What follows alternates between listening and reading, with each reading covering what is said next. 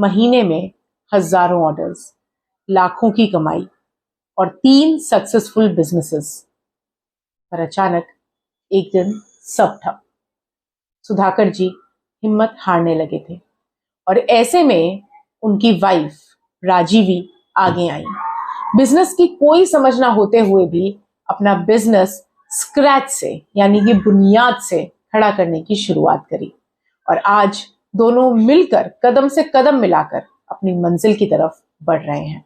तो चलिए देर किस बात की, देखते हैं इनकी कहानी।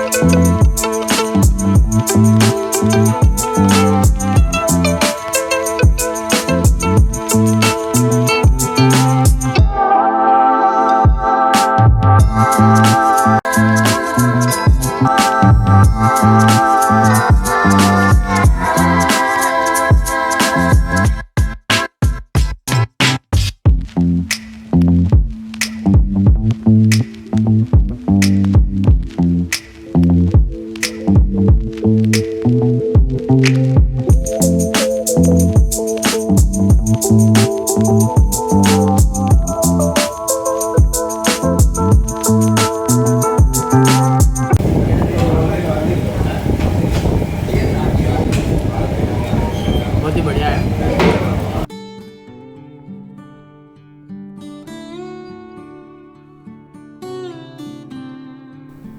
एक 12 साल का लड़का जब मैंगलोर के किसान परिवार से मुंबई आया तो उसे ये नहीं पता था कि वो यहाँ क्या करने आया है, पर एक बात पता थी, कुछ बड़ा करने आया है।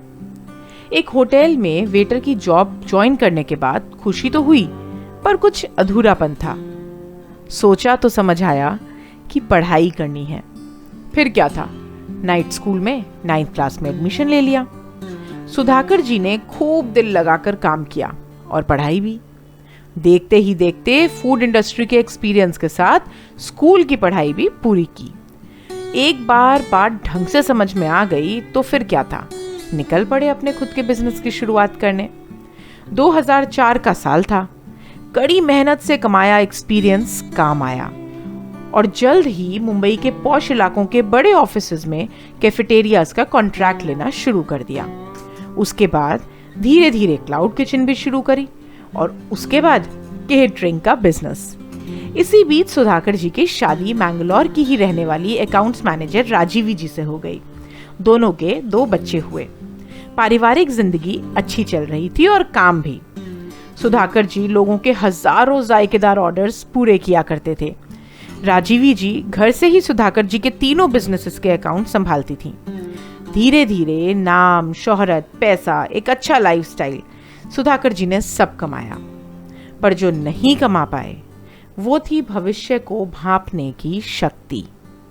2020 में पेंडेमिक ने हजारों लोगों की ही तरह उनकी जिंदगी भी बेहद मुश्किल बना दी। शुरू में सबकी तरह सुधाकर जी भी अपने स्टाफ के साथ लॉकडाउन खुलने का इंतजार कर रहे थे।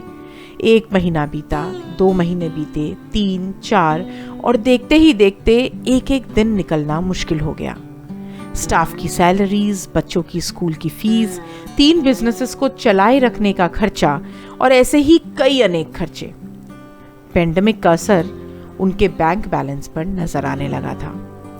आलम यह हो गया कि बच्चों की स्कूल फीस देने तक के लिए पैसे नहीं थे।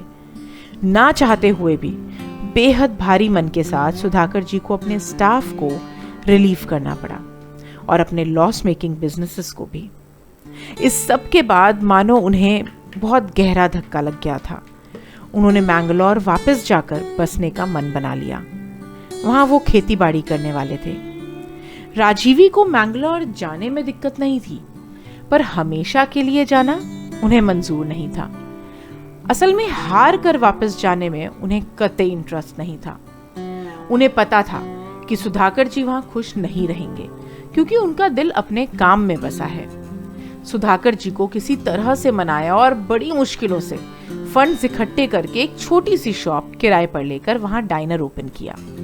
राजीवी ने कभी होटल में काम नहीं किया था, इनफैक्ट अकाउंट्स के अलावा कभी कोई काम ही नहीं किया था।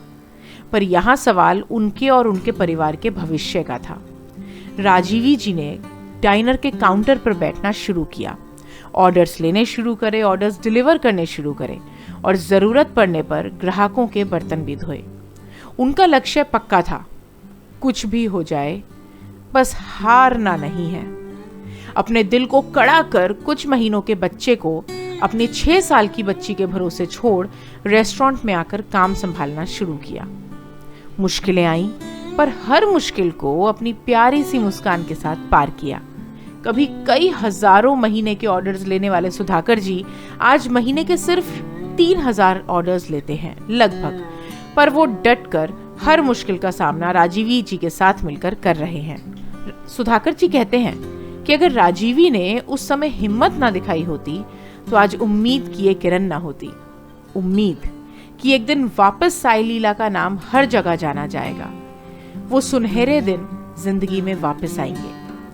राजीवी जी देखने में जितनी भोली हैं, सीरत से उतनी ही दमदार भी।